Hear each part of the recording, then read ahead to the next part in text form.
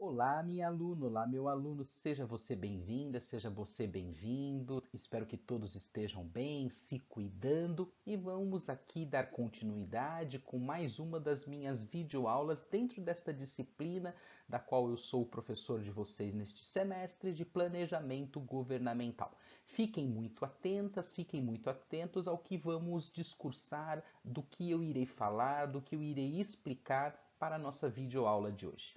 Mais uma vez, eu peço a sua licença porque eu vou desligar a câmera e a partir dos próximos slides você vai acompanhar então as minhas explicações e a minha narração dentro da temática da aula de hoje. Obrigado e desejo a todas e todos ótimos estudos.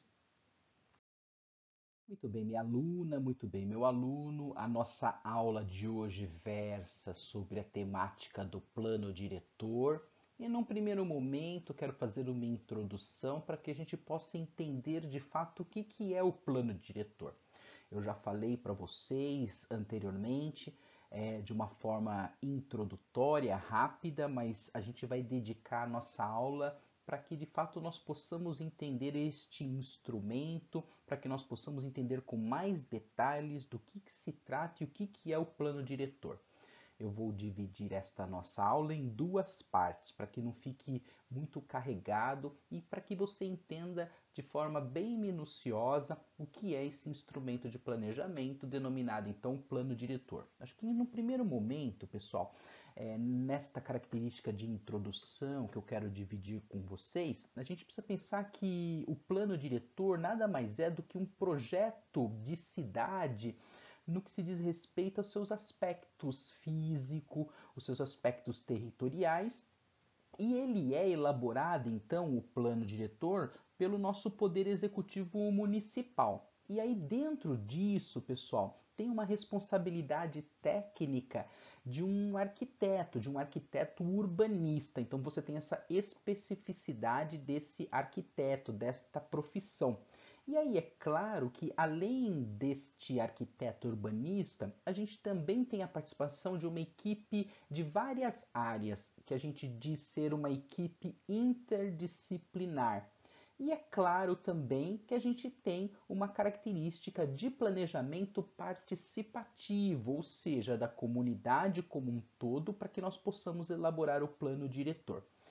Então, pessoal, sendo assim, o que a gente precisa entender? Que esse plano diretor ele é aprovado pela nossa Câmara, pela Câmara Municipal do nosso município, né? Com o que obtém o quê? Essa característica de eficácia no que se diz respeito à característica, à vinculação jurídica, né? Em face do quê? Dos atores públicos, dos atores privados e que vão estar então, que estão concorrendo no quê? Nessa situação de produção, nessa situação de transformação do nosso espaço urbano. Ainda dentro dessa situação de introdução para que a gente entenda o que é o plano diretor e como há pouco eu de fato expliquei para vocês, a gente precisa entender que a nossa própria Constituição ela estabelece lá no seu artigo 1º, né, que de fato o plano diretor ele é o que, pessoal? Então a gente precisa pensar assim, ele é esse instrumento básico do que? Da política de desenvolvimento e expansão urbana. Então, ou seja, vamos entender que o plano diretor ele é esse instrumento da política de desenvolvimento no que tange a expansão urbana. Depois, número 2, ele deve ser aprovado pela Câmara Municipal. Então, é o que nós há pouco alimentamos aqui de informação. Tudo bem? E aí, pessoal, claro que quando a gente fala ainda do plano diretor, a gente precisa entender que dentro ainda da nossa Constituição, o que também nós temos, né, dentro do plano diretor? A gente vai definir o que? Estas exigências fundamentais do que? Dessa ordenação da cidade. Então isso é muito importante. O plano diretor tem esta meta, tem este objetivo desta ordenação, né, da cidade, que vai delinear o que? O cumprimento de uma função muito importante, pessoal, a função social da propriedade urbana, ok? Esta é a introdução do que nós vamos falar, importante você ficar atento a isto que eu acabei de trazer para vocês neste conjunto de informações. Minha aluna, meu aluno, vamos entender um pouco mais acerca deste conteúdo do plano diretor, mas vamos começar estas explicações aqui de baixo para cima. Eu acho que a gente identifica, nós identificamos, isto é histórico, que a gente tem uma urbanização muito acelerada. E se a gente for comparar aí da década de 60 para os anos 2000, a gente vê que de fato quase 45% da população do país, lá nos anos 60, viviam nas áreas urbanas. E hoje, pessoal, a partir dos anos 2000, essa porcentagem salta para quase 81,2% da nossa população. Então, ou seja, esta rápida urbanização nas décadas de 60, nas décadas de 80, propiciaram o quê, pessoal? Promoveram o quê? Essa característica que a gente enxerga nos dias de hoje, que é muito comum, que a mídia cobre, que a gente se depara, que o nosso município vê, que nada mais é do que dessa exclusão social, dessa crise habitacional, da própria segregação no que se diz respeito ao espaço, a própria violência urbana e também algo que é muito inerente num contexto extremamente contemporâneo, que é a própria degradação ambiental. Então, pessoal, o que é importante a gente dizer?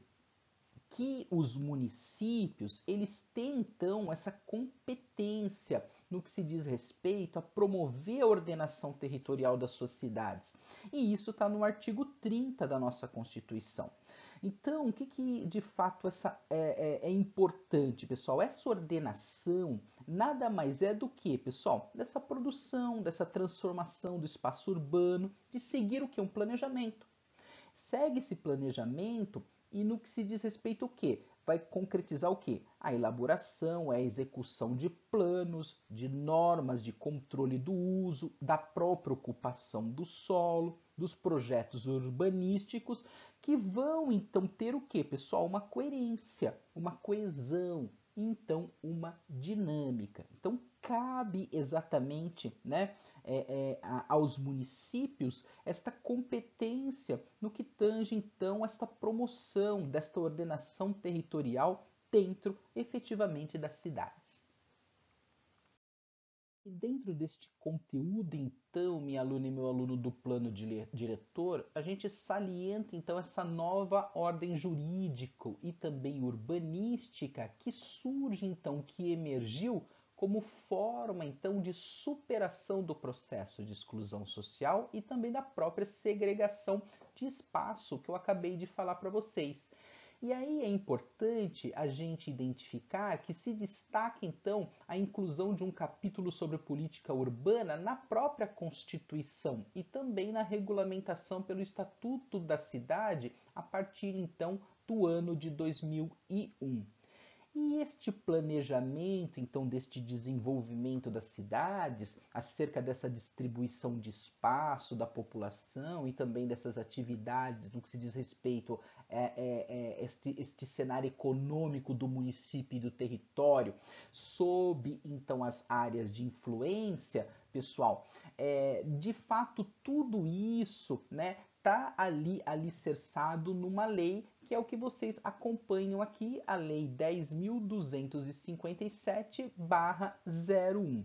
Então, o que a gente precisa pensar? Que o plano diretor, pessoal, é o principal plano urbanístico, pessoal. E ele está contido, então, como eu falei para vocês, lá na nossa Constituição. E coloca, então, numa situação do que, pessoal? De um instrumento básico da política de desenvolvimento e expansão urbana. Então é isso que a gente precisa entender, né? Que de fato o plano diretor é este instrumento básico da nossa política de desenvolvimento e também expansão urbana, ok? E todos os outros demais planos, todos os outros demais projetos urbanísticos que têm aí uma função inerente ao plano diretor, devem então justamente estar em relação, em coerência, obviamente, com este plano maior, tudo bem? E é exatamente através desse planejamento urbano que de fato a gente encara o que, pessoal?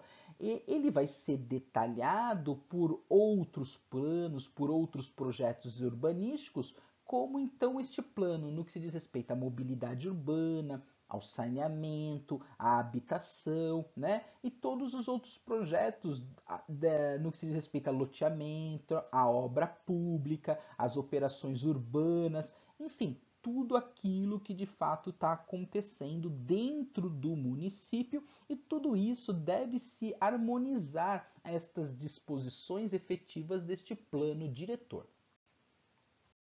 Sendo assim, minha aluna, sendo assim, meu aluno, a gente chega então ao seguinte acompanhamento, ao seguinte entendimento. Acompanhe aqui com o professor, ele vai pegar a sua canetinha e aí a gente enaltece que o plano diretor, então, é este instrumento básico no que se diz respeito à política de desenvolvimento, à política de expansão urbana no Estatuto da Cidade e que está incutido, então, no seu artigo 40. Tudo bem? E aí, dentro efetivamente deste plano diretor, a gente vai encontrar o quê? Estas diretrizes, estas estratégias, para que de fato haja o quê, pessoal? O pleno desenvolvimento do município, em consonância com o quê? Com estas funções, com essas cobranças sociais da cidade, das próprias características de propriedade e constitui então no principal documento, plano diretor, pessoal, norteador do quê? Destas ações dos agentes públicos acerca do território então municipal. Então, quando nós pensamos neste planejamento territorial, a gente está pensando no que, pessoal? Nós estamos pensando, acompanhem com o professor aqui, neste primeiro quadrado, que de fato a gente está definindo o melhor modo do que? De ocupar o sítio. Ocupar o sítio aqui é o espaço, tá, pessoal? Ocupar o lugar, né? Ocupar o quê? O espaço de um município, o espaço de uma região. E é claro também que ao fazer este planejamento territorial, é possível também o quê? Prever estes pontos onde vão se localizar o quê? As atividades e todos os efetivos usos de espaço presentes e futuros em especial do nosso município. E aí a gente tem que entender, pessoal, que pode se converter a cidade em benefício para todos. Ou seja, desde esta função social da cidade, onde que a gente tem a característica de democratizar as oportunidades para todo mundo, para todos os moradores. E então, assim, podendo garantir o quê? Estas condições satisfatórias no que tange a gente financiar o crescimento e o desenvolvimento do município. E aí, então, democratizar o quê? Estas condições para usar estes recursos, então, disponíveis. Sendo assim, pessoal, a gente precisa entender que esse planejamento urbano ele deve ir além desses aspectos físicos e territoriais, encarando esse ordenamento do território que eu estou falando para vocês como esse meio, né, para cumprir os objetivos maiores. Então, ele tem que ir além dessa situação, desses aspectos físicos e territoriais, por quê? Porque ele vai dar o quê? Essa garantia do direito à terra urbana, à moradia, aquilo que eu mencionei anteriormente do saneamento ambiental, a essa infraestrutura urbana, do transporte, dos serviços públicos, do trabalho, do lazer, né? Para a nossa geração presente e, é claro, para as futuras gerações também. E é claro que este planejamento urbano nos leva também para que o município possa nos ofertar equipamentos urbanos, comunitários, transporte, esses serviços públicos que possam ser o quê, pessoal? Adequados ao nosso interesse, às nossas necessidades como população e também, de fato, dentro de uma demanda, dentro de uma característica local do nosso município, né? E também vale ressaltar que esse planejamento urbano vai corrigir o quê? Todas as possíveis distorções no que se diz respeito ao crescimento urbano e é também, claro, esses efeitos negativos no que se diz respeito ao que está ocorrendo com o meio ambiente nos dias de hoje. Vamos falar agora então do Estatuto da Cidade, pessoal. E a gente tem que pensar o seguinte: na nossa nação, no Brasil, a gente precisa entender que, de fato, as bases para o planejamento das cidades, elas então estão estabelecidas e foram estabelecidas no Estatuto da Cidade, de acordo com a lei que eu falei para vocês, que é a 10.257 do ano de 2001. E o Estatuto da Cidade, ele é de fato o principal marco para o desenvolvimento das cidades, pessoal, junto então à nossa Constituição de 88, de onde que se originam estes princípios e estas diretrizes fundamentais. Então, ou seja, o Estatuto da Cidade, ele vai estabelecer o quê? Estas normas de ordem pública, o interesse social, que vão regular o quê? O uso da propriedade urbana em prol do que, pessoal? De um bem coletivo, da segurança, do bem-estar dos cidadãos, das cidadãs e, é claro, deste equilíbrio ambiental que eu estou falando para vocês.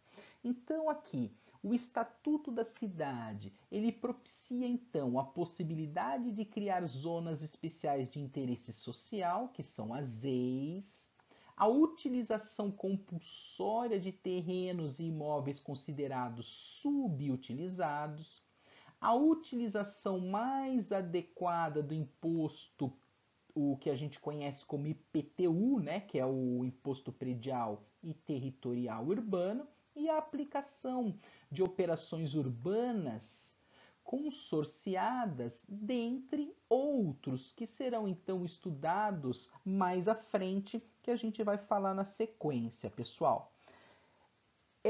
Para a gente entender um pouquinho mais desse Estatuto da Cidade, vale a pena a gente dizer, pessoal, que o Estatuto da Cidade dispõe que a política urbana ela tem o que, pessoal?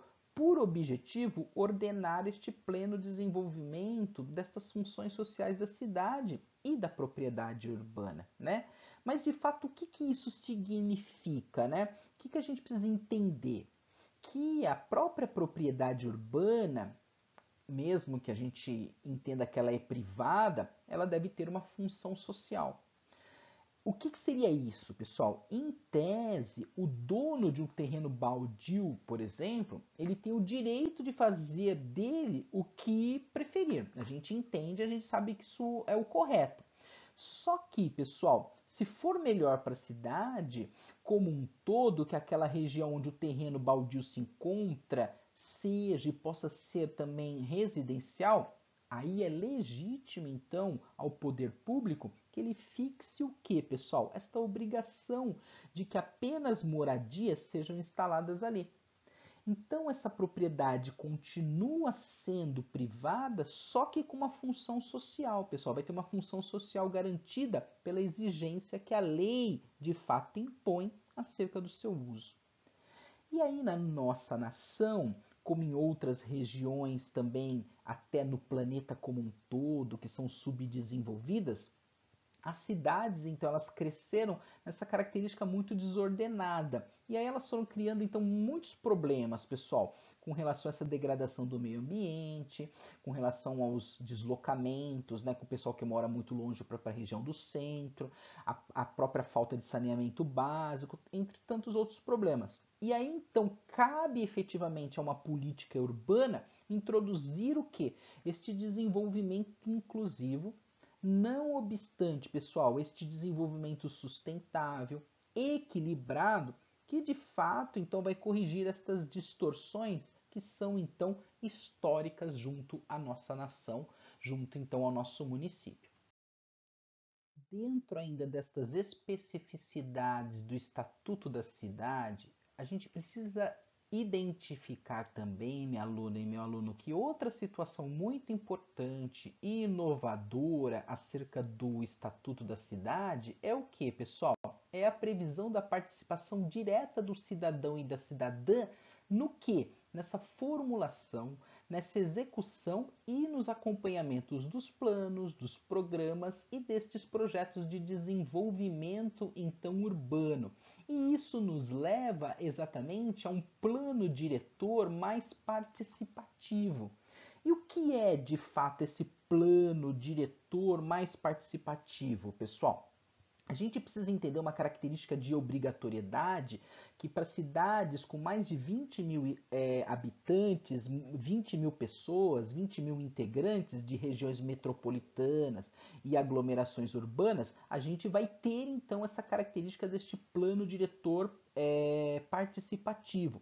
Então, ele vai ser construído do quê? De uma forma então participativa da comunidade, descentralizado, e que tem então ao longo do processo essa situação do quê? Dessa promoção destas audiências públicas, dos debates, com efetivamente essa participação da população, pessoal. E também não só da população, mas também de associações representativas, como eu mencionei anteriormente, dos vários segmentos da sociedade. E cabe então ao poder público dar então, fazer a comunicação, fazer a publicidade, fazer a chamada quanto a esses documentos, quanto a essas informações produzidas, permitindo então que de fato haja acesso de qualquer interessado a exatamente essa situação disto que é falado com relação às características do plano diretor. Então, pessoal, o plano diretor participativo é esta principal, podemos dizer, legislação municipal que vai orientar acerca do que? Desse desenvolvimento urbano sendo definido este conjunto de normas que são elaboradas então pelo poder público em parceria com a sociedade. Então, isto que é muito importante da gente tratar aqui, esta parceria com a sociedade. Com qual objetivo, pessoal? Promover então essa cidade desejada, promover então esta cidade que propicia uma melhoria de qualidade de vida a nós como habitantes então.